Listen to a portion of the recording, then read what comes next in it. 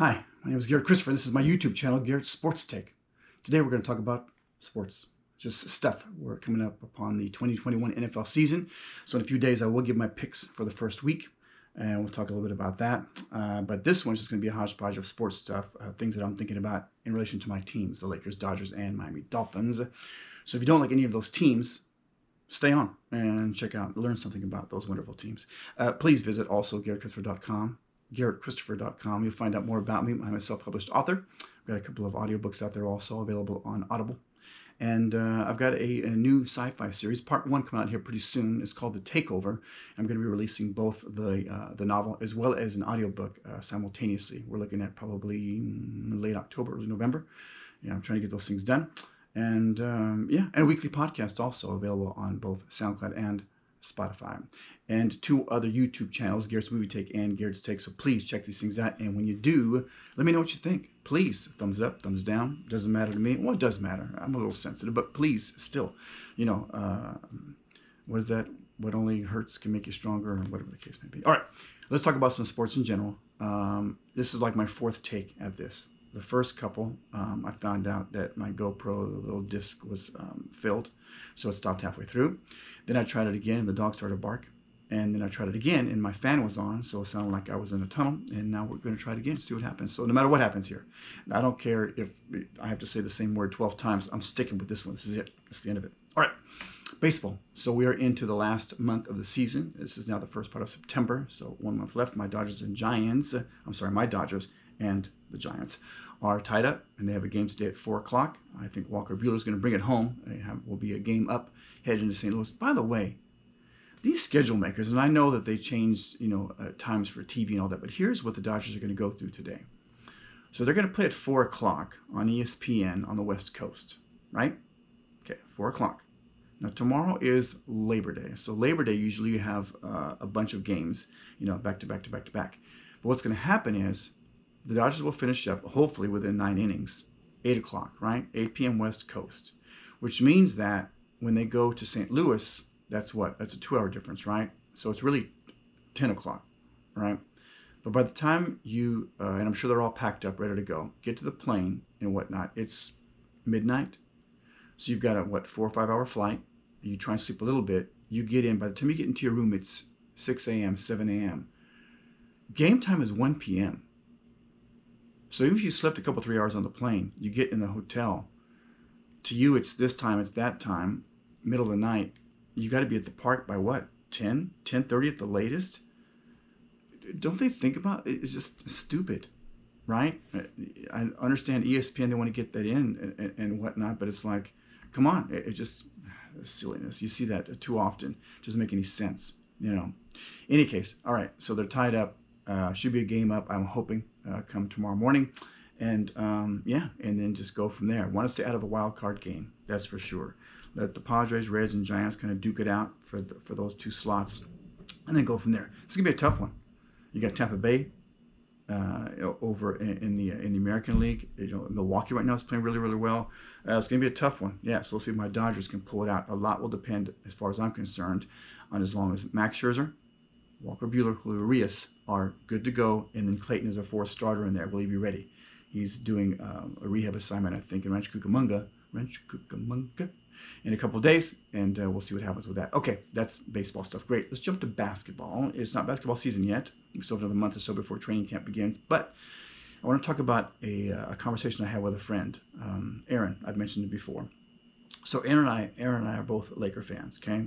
And most times we agree on stuff, but in this case, we kind of disagree. Here's the deal. Marc Gasol is currently under contract with the Lakers. Marc Gasol is the brother of Pau Gasol, who helped us win a couple of championships, right? 12, 13 years ago.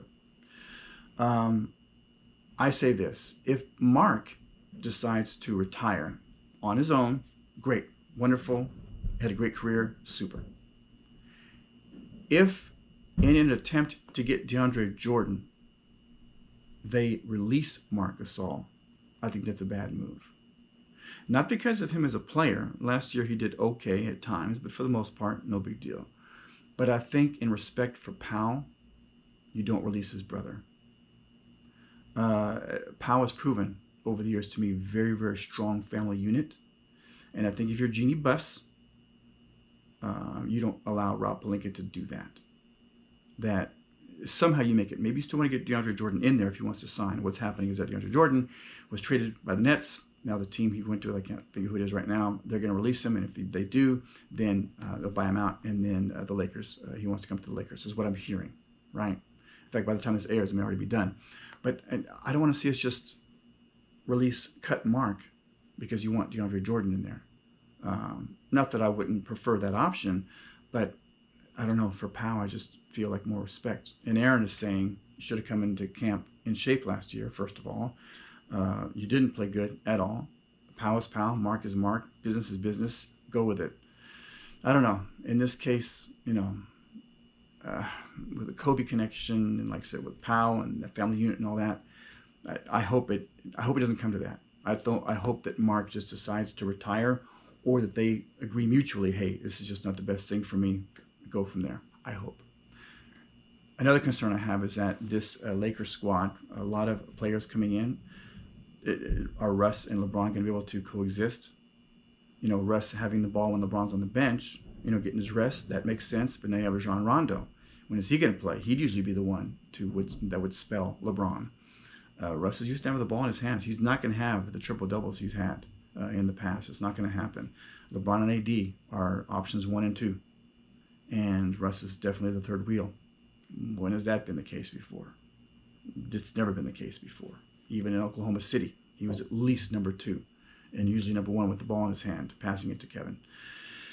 So we'll see. And you have other players there too. I think they're 2 players heavy, not in number, but in people that are used to being the person. They're used to having the ball in their hands or being in a particular position or on the floor specifically at a particular time in the game.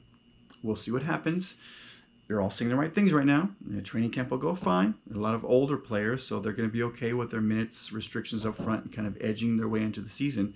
But come late November, early December, we'll see how things mesh in there, especially January. How are things going? You know what I mean?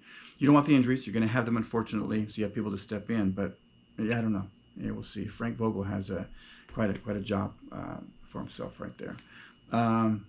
Okay, and with football, let's talk about that for a second. So you have Miami, my team, and New England going head-to-head. Now, Cam Newton was let go. I was very surprised by that, by the way. Maybe I shouldn't have been, but I was. So Matt Jones, Alabama quarterback, is going to face Tua Tagovailoa, Alabama quarterback. Now, keep in mind, I thought about this. I'm like, well, man, Miami's defense, you should just eat up Matt Jones, rookie quarterback. I mean, for me, I don't care what Bills' defense does against Tua. Miami's defense should just eat Matt alive, rookie quarterback. Game 1 going in, let's get this. I thought about it. Tua's only so many games into his career. Now it's his second training camp as opposed to Matt's first training camp. But keep in mind that for a long time in New England, Matt was being set up as a starter because of the health issues with Cam and that kind of a thing. Where with Tua, he was behind Ryan Fitzpatrick. So, as far as reps with the first squad and all that kind of thing, how much did you really get? Plus with the hip and all that, how much is he really able to release? So, in all intents and purposes, this is really his first main training camp. So is it really kind of rookie quarterback against rookie quarterback? A little bit. I mean, Tua's been in there a few times. He's gotten some reps, but really I see it as like an extended preseason. So Miami needs to just eat Matt alive, and then Tua needs to do enough for Miami to score 17 points, 17-10. That's how I see it for that first game, Miami Dolphins. Yes. In any case, we'll see what happens. But I will give, on the next channel, my next little rant, I will give my picks. I'll show you what I'm doing at work, and I'll show you my picks for that particular week and go from there. Hey, thanks so much for checking in. Just wanted to do a quick little talk here before the NFL season begins, and there we have it. Thanks so much for checking in. Please visit GaretChristopher.com when you get a chance, and my other YouTube channels and all the other stuff I got going on, and let me know what you think. All right. Hey, have a great day. Take care. GoPro, stop recording.